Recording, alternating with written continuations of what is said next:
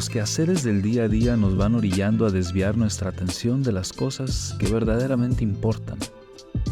Nuestra invitada del día de hoy es una persona que a través de sus palabras y su ejemplo nos ayuda a recordarnos las cosas que traen valor a nuestras vidas. Raquel Valenzuela es una persona que ha estudiado por muchos años literatura, filosofía, tanatología. Está 100% comprometida con el crecimiento y el desarrollo humano. Su visita a TIA Automotriz Empalme es una muestra más de por qué somos un great place to work. Con ustedes, Raquel Valenzuela. Raquel, bienvenida a esta charla que vamos a tener matutina. Hemos extraído mucho de ti estos días, pero la verdad es que no queríamos que te fueras sin tener algo así también como de uno a uno.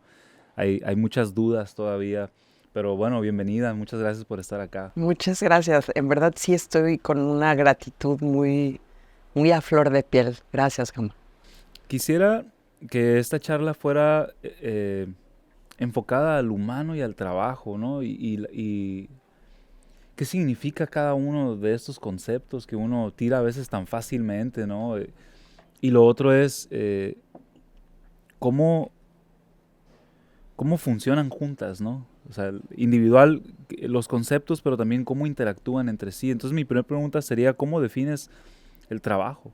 Sí, bueno, en el caso específico del trabajo se le ha dado una connotación o tenemos colectivamente una connotación negativa en términos de que la pensamos como si fuera una carga, un sacrificio, algo que tengo que hacer, un precio que hay que pagar. Entonces necesitamos dignificar el tema del trabajo. Para poderlo dignificar necesitamos entender que es justamente el ser humano, ¿no? El humano viene de humus. ¿Sabes qué es el humus? Es la tierra, la arcilla. Entonces es la etimología de humano viene de humus, ¿no? Que es la arcilla, la tierra. Si todo lo que nace de la tierra nace desde el amor, desde la madre, ¿no? Hay quien expresa o tiene la expresión de madre tierra, ¿no? Entonces, si todo lo que nace de la tierra, del humus, de la arcilla, viene de la madre, entonces, por analogía, tendríamos que inferir que viene del amor. Si el hombre viene del amor, por lo tanto, necesitamos comprender que hay un aliento de vida, es decir, un alma. Para que este edificio se sostenga, necesita un alma. Yo no soy arquitecto, pero debe haber aquí algún tipo de estructura que esté sosteniendo este segundo piso, ¿no? Entonces, cuando tú tienes un cuerpo y un alma, lo que hace falta, fíjate, lo leí en el libro que me regalaste, tu autoría en la mañana, que decías, la muerte es inevitable, la vida es opcional. Necesitamos entender justamente esto, que entre el principio, que fue el momento donde fuimos creados, al momento en que tenemos que entregar la vida, este espacio es un momento y ese momento se llama vida. La vida implica un irnos asemejando a qué, aquello que nos creó, ¿qué? El amor. ¿Cómo me voy desenvolviendo en este tramo? ¿Cómo me voy asemejando en este tramo a aquello por lo que fui creada o desde donde fui creada? Pues desde el amor que implica tener gratitud por las cosas que también ya lo habíamos hablado en algunas de las conferencias, tener respeto y poder servir a propósito de lo que somos. El amor traducido en cosas muy concretas. Entonces, hasta ahí vamos bien. Muy bien. ¿Sí? Muy bien. Entonces, si el ser humano tiene esta implicación de muchísima profundidad, necesitaríamos entonces poder verificar o indagar sobre un concepto que me parece rector en torno al trabajo y o a la dedicación que uno hace día a día, porque el ser humano es verbo, es decir, el ser humano tiene la implicación de siempre estar en la acción. Siempre somos verbo, siempre somos verbo. Entonces, si esto es así, necesitamos investigar qué es esto del deseo, Gama. ¿Por qué? Porque el deseo es el motor de la acción. Esa es una idea de Aristóteles. Entonces decía Aristóteles que el deseo es el motor para poder llegar a algún lugar. El asunto, que creo que es la gravedad de donde estamos ahorita parados como colectivo, como sociedad, es que nos hemos enseñado o nos ha enseñado la misma inercia de donde estamos sacando o nutriéndonos, nos han enseñado a desear lo superficial, lo perecedero, a desear lo que no es esencial, lo artificial. Deseo viene de una palabra que es desidere. ¿Qué te viene a la mente cuando escuchas desidere, desideral? ¿Qué te viene? Desidere. ¿Decidir? No, desidere es desideral, es más allá de las estrellas, ¿viste? El cielo, el más allá de las estrellas, de ahí viene el deseo. ¿Por qué desear lo superficial abaratando la vida cuando podríamos desear lo muy grande? Es decir, hay ya esa promesa que está más allá de las estrellas. Esa promesa que está más allá de las estrellas, para ti, para mí, para Ángel, para los que nos acompañan en este momento, es la plenitud de ser humanos. Es el verdadero anhelo. Y si entonces digo, a ver, esto es ser humano, y hay un anhelo aquí que me permite moverme, y este verdadero anhelo es la plenitud de ser humanos, entonces, ¿cómo lo relaciono justamente con el trabajo? El ser plenamente humanos, Gama, requiere tener un sentido de bienestar, un sentido de logro y un sentido de pertenencia. Ser plenamente humanos es tener un sentido claro de bienestar, un sentido de pertenencia y un sentido de logro. Eso es plenamente humanos. El anhelo de plenitud de ser tiene esa implicación. Hasta ahí me voy a parar porque si no voy a seguir hablando y ya sabemos que luego me andan acá arreando. No fue mi culpa, no fue mi culpa. Oye, sí. Entonces, ¿por qué se ha perdido el deseo en su estado original, ¿no? Hablando del origen de la palabra y lo que significa? ¿Por qué se ha perdido entonces desear lo grande y hemos abaratado, ¿no? Porque es más fácil o porque es más fácil aparentar que ser. ¿Será eso o dónde radica? Yo siento, o lo primero que me viene a lo que estás nombrando es que no hemos sido capaces de reconocer nuestra pequeñez.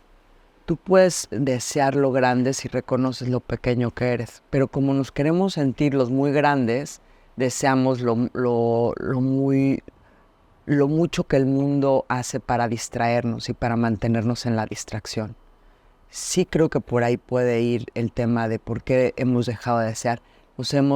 Hemos creído que solo somos carne, que solo somos este cuerpo, y entonces en la medida que solo somos este cuerpo, pues deseamos, ¿sabes cuántas cosas están disponibles para que desees ahorita? Lo que sea. ¿Viajes? Byung-Chul Han dice que hoy en día estamos pasando por este tipo de depresión, pero porque todo es posible, ¿no? O sea, y ante la posibilidad del todo y nunca lo puedes alcanzar el todo, hay una decepción de que no llego a todas mis posibilidades, ¿no? Y sí tiene mucho sentido. Sí, absolutamente. Porque, y justo lo decíamos en una de las conferencias, la gente no sabe lo que implica la conformación plena de este momento. Siempre está deseando algo que no tiene. Entonces, las tres grandes distracciones o motores de las distracciones del ser humano es que puedas tener más, que puedas más o que lo que sea que quieras lo puedas más rápido. Es decir, la rapidez, el poder y el tener. Y entonces, claro que la gente le entra como esta desesperación y por eso no conocen la paciencia. Hay que tener mucha solidez, mucha templanza para poder andar con pasos muy firmes, teniendo claro que lo que anhelo es esta plenitud de ser humanos, que se logra a través del amor. Ayer nos despedimos con esa respuesta. Es amémonos, pero de manera concreta a través del servicio, de la gratitud, del reconocimiento, del respeto, sobre todo el respeto. Cuando hace un segundito que hablamos de este tema de cómo podemos ligar al ser humano con el trabajo, y que hemos hecho del trabajo un sacrificio, así como, ya, hasta las expresiones, Gama, estas expresiones de que ya es viernes, o ya es lunes, o ya va a ser puente. Le creímos a Facundo Cabral cuando dijo, el trabajo es tan malo que me tienen que pagar para que lo haga, ¿no? O sea, nos quedamos con la charra y es el día a día, ¿no? Pero fíjate qué fuerte esta expresión que estás diciendo. Dejemos de dignificar. Y cuando es el trabajo el que nos permite dignificar, ¿por qué? Porque es la dedicación donde tú vas a desenvolver tu potencial. Pero si ni siquiera sabes para qué naciste, si tú no sabes quién eres, toda tu vida va a transcurrir con lo que no eres. Para saber quién eres necesitas reconocer cuáles son tus talentos. O sea, ¿para qué eres bueno aquí? Lo decíamos hace ratito con todas las producciones que están haciendo de videos. Digo, es que de veras son extraordinaria calidad y entrega.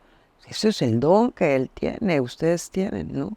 Pero entonces, si no lo estás poniendo al servicio de los demás, ¿cómo va a ser el trabajo? Si, claro, no va a ser más que una obligación, ¿no? Es una obligación. ¿Y qué pasa ahí? Que entonces va a entrar el tema de la pereza, la procrastinación, que también está al full, a todo lo que da, ¿no? El tema de la procrastinación, el tema de lo dejo, sí, lo dejo para después, no acato las cosas por rebelde. Cambio de opinión, pero porque ya me rajé.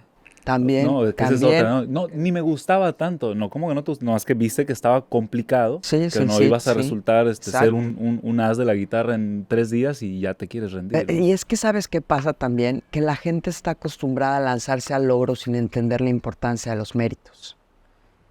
Y eso también es grave porque quieres llegar a ser gerente. Fíjate, el otro día vi una entrevista del director o dueño de Bimbo.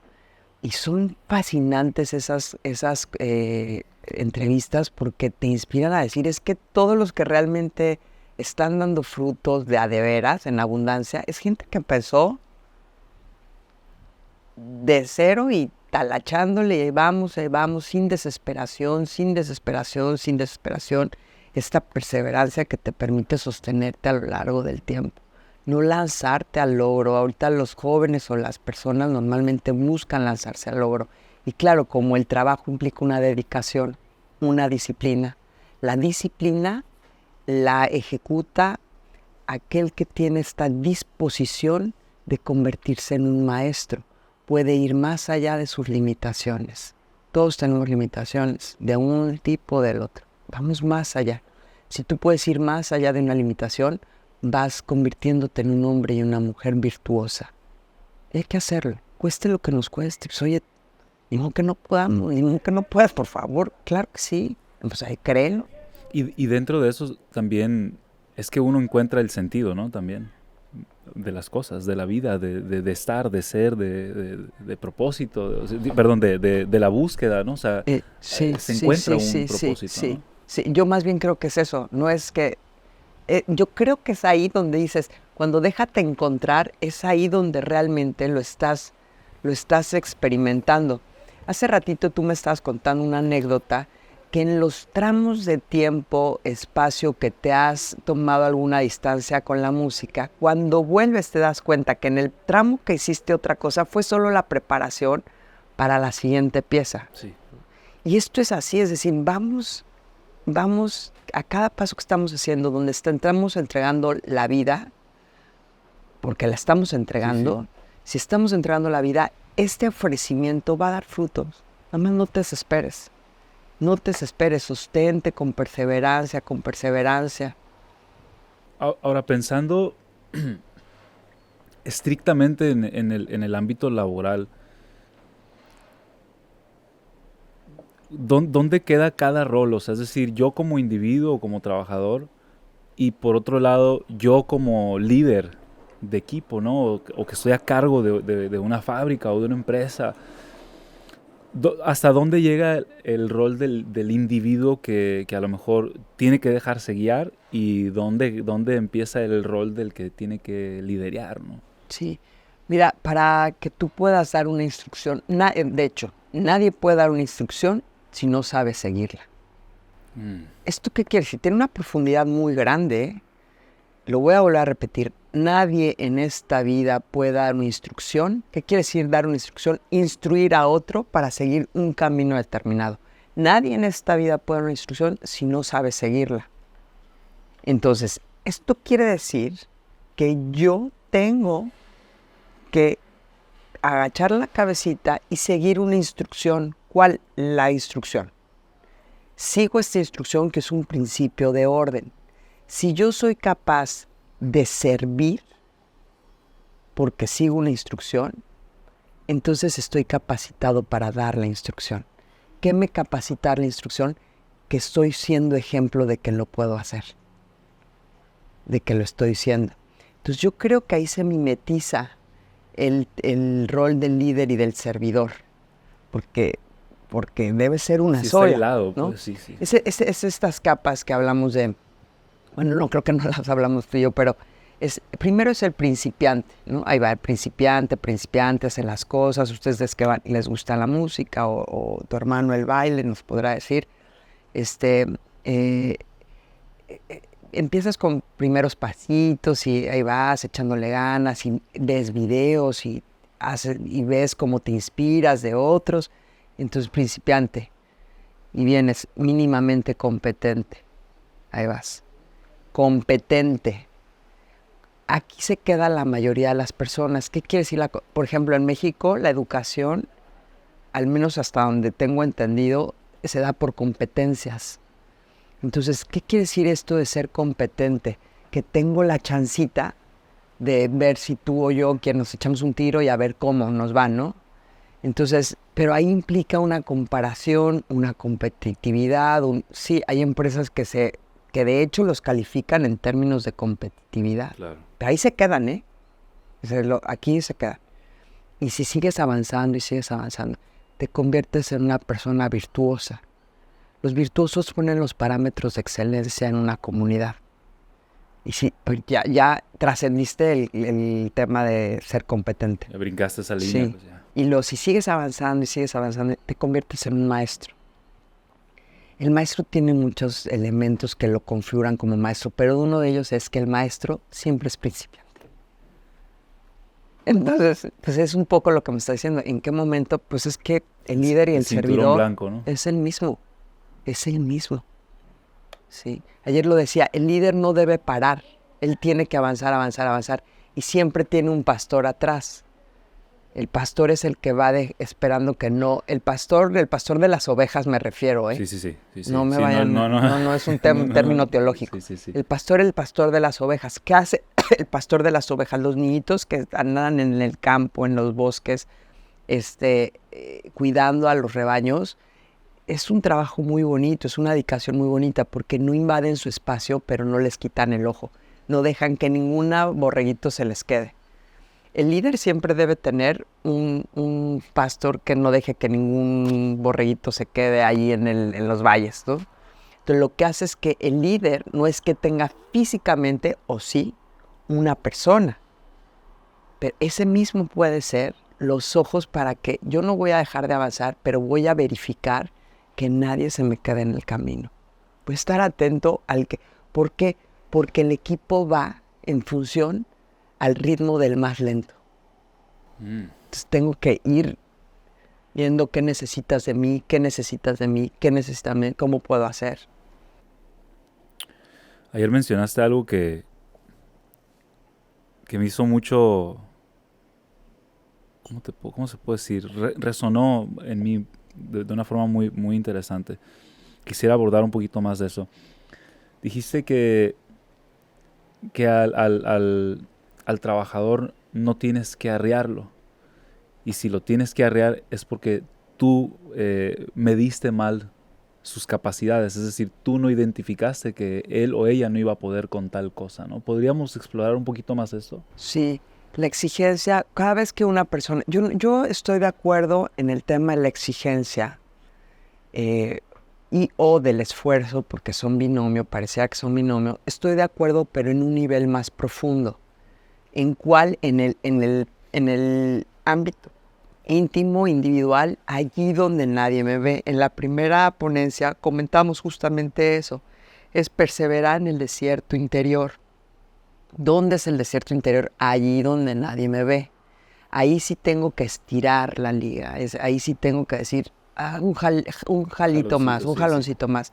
Yo me acuerdo que pues, yo no hago ejercicio excepto camino o ando en la montada, ¿no? Pero tengo una amiga, Norma, que hace muchos años me invitó a correr. Ella es atleta. Entonces íbamos corriendo, Norma y yo, y me dijo, yo ya no podía. Ay, perdón, no me hice nada aquí. Entonces yo decía, no podía. Entonces me dijo Norma, vamos, es ahí en el coche, no te pares. Y yo ya no, yo decía, ya por favor. Yo decía, el coche es allá. Y decía, gracias, que ahí está, Madre Santa. Y de repente que voy llegando, dijo, no, un poco más allá. Y yo, pero ¿por qué me haces eso? Me dice, porque esa es la manera en cómo en este estiramiento reconoces que aquello que decías no podía, sí podías. Nada más era puro cuento, que te enrolaste en tu drama de no puedo, ¿no? Pero esa capacidad se va aumentando en la medida que tu voluntad se va ejercitando. Es decir, 10 metros más, o los que fueran que me haya llevado Norma. Entonces, el tema de la exigencia y del esfuerzo sí aplica íntimamente, interiormente, uno consigo mismo, pero tampoco desde voy a ser juez y verdugo de mis propias debilidades, sino nada más estoy aquí, yo observador, atento a que tú puedas ir más allá de lo que crees que puedes. Y vamos a utilizar lo que ya dijiste, porque tú tendrías que saber hacerlo, o sea, tú tendrías que seguir esa instrucción para ti de crecer. No, claro. Exacto. Y eso fue algo que no nombramos ayer, pero cuando dicen obedecer a quién, pues primero obedece a tu conciencia. O lo que tú pides, lo representas el día a día. Sí, te entiendo. Eso sí es una pieza bien importante que se nos fue en las conferencias, pero sí tienes razón. Pero qué bueno que ahorita estamos haciendo el clic ahí. Y el otro punto que tiene que ver con ¿por qué se les exige a los colaboradores? Porque el que ha contratado o aquel que es el líder no se preguntó si efectivamente tenía la capacidad. La gente de pronto cree que tiene la capacidad, se avienta por hacerse los chulitos, sin ser capaces. Y es un poco lo que pasa cuando dije las figuras impostoras. Son aquellas figuras impuestas que engañan, que tienen la capacidad y no la tienen en absoluto. Y eso pasa muchísimo en nuestros gobiernos, municipales, estatales y federales. Claro. Entonces tenemos líderes que no están siendo capaces del puesto y llegan al puesto y cuando tienen el poder no saben para qué es. Entonces, claro, esto es lo que nos genera a nosotros un sentido vago de orientación. ¿A quién le crees? ¿A quién sigues? Entonces, el líder no se ha preguntado si la persona es capaz. Pregúntate primero y dictamina si efectivamente somos o no somos capaces de tal o cual tarea. Tenemos que dar muestras, no evidencias como ganarme el derecho a, porque en realidad en términos de merecimiento, y se lo dije ayer a una joven que se acercó de la empresa y me hizo un cuestionamiento personal de un tema que ella estaba pasando, y me dijo, es que no, algo de me merezco, no me lo merezco. Dije, mira, vamos partiendo siempre de la humildad. La humildad nunca va a decir, me merezco tal cosa, o no me merezco esto. No. Erradiquemos la palabra merecimiento y pongamos la palabra, esto es lo que te corresponde. Esto es lo que está hablando el mismo idioma en donde estás en este momento de tu vida. Es preferible decir, ok, lo recibo y a ver qué me dice todo esto. Yo, la verdad es que sí siento que en términos de tener un colaborador que pudiera no estar siendo, no dar el ancho, que se pueda trabajar más bien en el tema de la voluntad, para que crezcan en capacidad. Yo quiero empleados o trabajadores o colaboradores que tengan mucha capacidad. Para ello necesito que trabajen su voluntad. Que trabajen la voluntad para que crezcan en capacidad. Yo sí quiero gente capaz. ¿Por qué? Porque se requiere para manejar lo que sea que estemos manejando cada quien en sus sistemas. Y porque yo sé que en este momento, Philly, que está ahorita teniendo los caballos, apenas tuvimos una operación de un tumor de una de las yeguas, yo ni me preocupo. Yo estoy aquí en el atardecer de ayer, en las conferencias. ¿Por qué? Porque tengo a alguien que es capaz. y que puedo descansar en esa capacidad y confiar en esa capacidad. No le he hablado una sola vez a ver cómo está la cuadra, ¿no? Porque son capaces. Y la gente deberíamos descansar en las personas que estamos reunidas, saber que tú eres capaz de hacer tu trabajo y hacerlo en excelencia. Pero aquí también ya estaríamos abordando el área de reclutamiento, ¿no? Porque yo creo que es muy hasta como gracioso cuando alguien llega con un papel y una lista de cosas para las que soy bueno y con base a esta documentación tú me contratas. Uh-huh. Pero no sé nada de ti, o sea, Sí. no sé cuáles son tus valores, cuáles son tus principios, no sé cuál es tu historia, no. Y las preguntas también que te hacen son muy básicas, nunca son sobre el individuo, solo es, estudiaste esto, ¿y qué curso hiciste? Y, Sí. siento que por eso también las certificaciones hoy creo que no tienen mucho valor, pues, ¿no?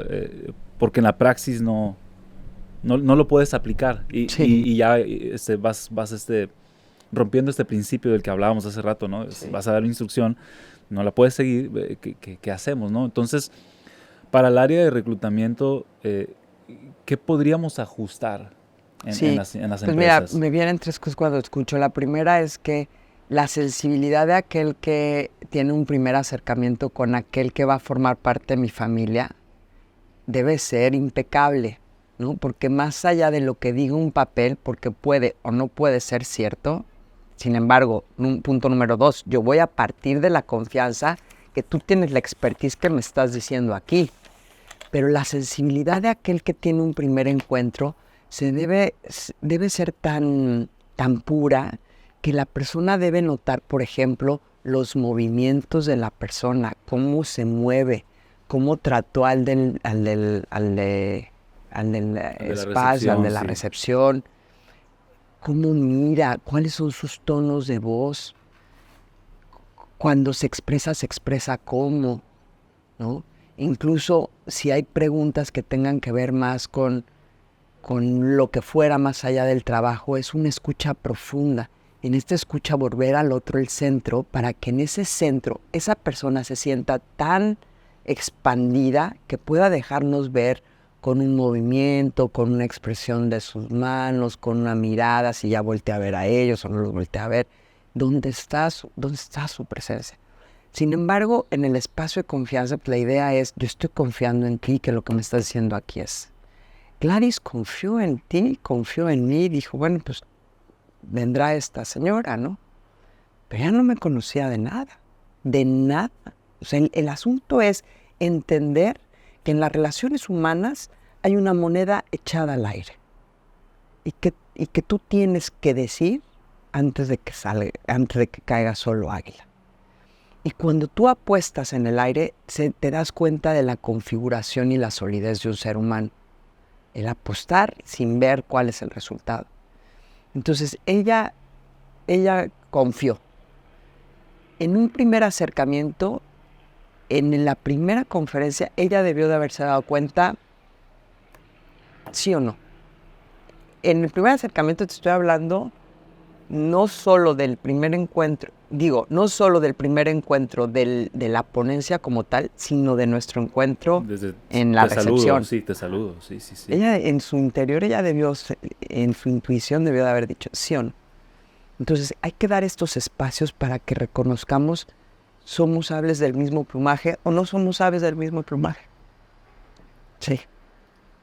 Muchas gracias, Raquel. De verdad que siempre platicar contigo, aunque nunca lo habíamos hecho así frente a cámara y todo, pero siempre platicar contigo me mueve, también me frena y eso me gusta, ¿no? Como platicábamos hace ratito, también es muy bonito que alguien te frene en seco, pero siempre es ¿qué sucede cuando te frenan? ¿Cuál es la información que se viene cuando te frenan? Porque ahí puedes cambiar de rumbo, puedes acelerar, puedes hacer un mejor diagnóstico. Y contigo siempre he tenido eso. Y creo que me atrevo a hablar por toda la empresa.